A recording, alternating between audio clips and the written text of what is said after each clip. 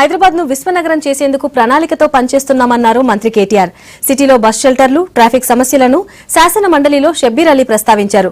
స్పందించిన మంత్రి కేటీఆర్ దేశంలోనే హైదరాబాద్ సౌకర్యవంతమైన నగరంగా మూడోసారి పేరు తెచ్చుకుందన్నారు. సమస్యలన్నింటినీ జీహెచ్ఎంసీతో కలిసి పరిష్కరిస్తామన్నారు.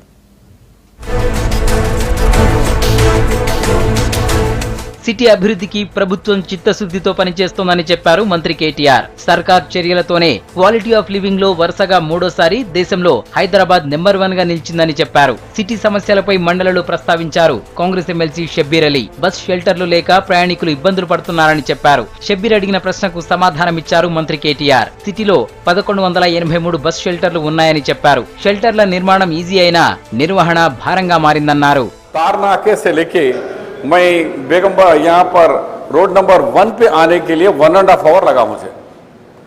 तो पूरी बेगमपेट पे बम्पर टू बम्पर ट्रैफिक है. तो एवरीडे ऐसी हो रहा. तो मेरा आईटी मिनिस्टर साहब से और म्यूनसिपल मिनिस्टर से मेरा यह है कि इसको एक प्लान, एक टोपोग्राफी प्लान के साथ बनाकर ప్రస్తుతం హైదరాబాద్ నగరంలో 1183 బస్ షెల్టర్స్ ఉన్నాయి అధ్యక్ష. ఇది వివిధ సందర్భాల్లో కన్స్ట్రక్ట్ చేస్తున్నారు.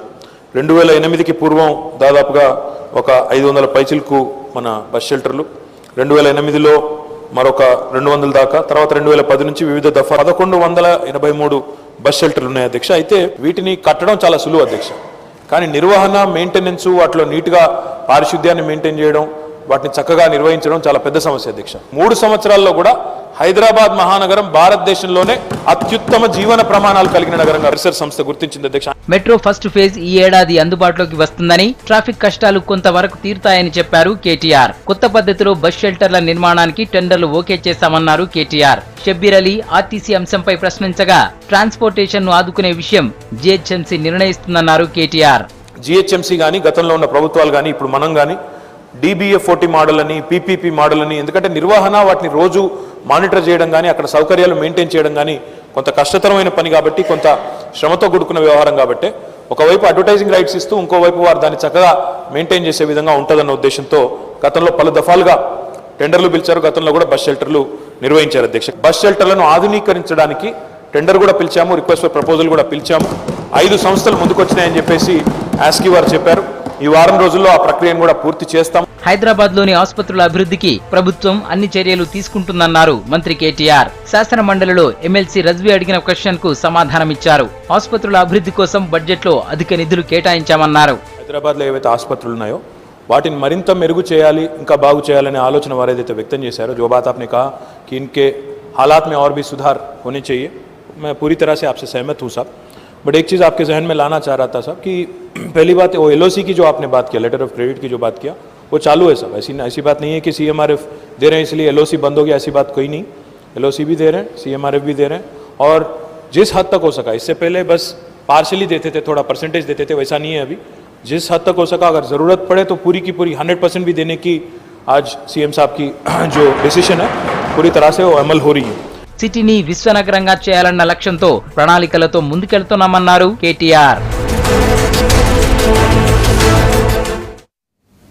త్వరలో అన్ని జిల్లా కేంద్రాల్లో గోల్కొండ హ్యాండీక్రాఫ్ట్ షోరూంలను ఏర్పాటు చేస్తామన్నారు మంత్రి కేటీఆర్. రాష్ట్ర హస్తకళల అభివృద్ధి కార్పొరేషన్ ఆధ్వర్యంలో ఎన్టీఆర్ గార్డెన్స్ లో ఏర్పాటు చేసిన గోల్కొండ క్రాఫ్ట్ బజార్ 2017 ను కేటీఆర్ ప్రారంభించారు. కళాకారులు చేస్తున్న పనులను స్టాల్ మొత్తం తిరిగి పరిశీలించారు. మార్కెటింగ్ నైపుణ్యత లేకపోవడంతోనే మన హస్తకళలు ప్రాచుర్యం పొందటం లేదన్న కేటీఆర్ సమస్య పరిష్కరిస్తామని హామీ ఇచ్చారు.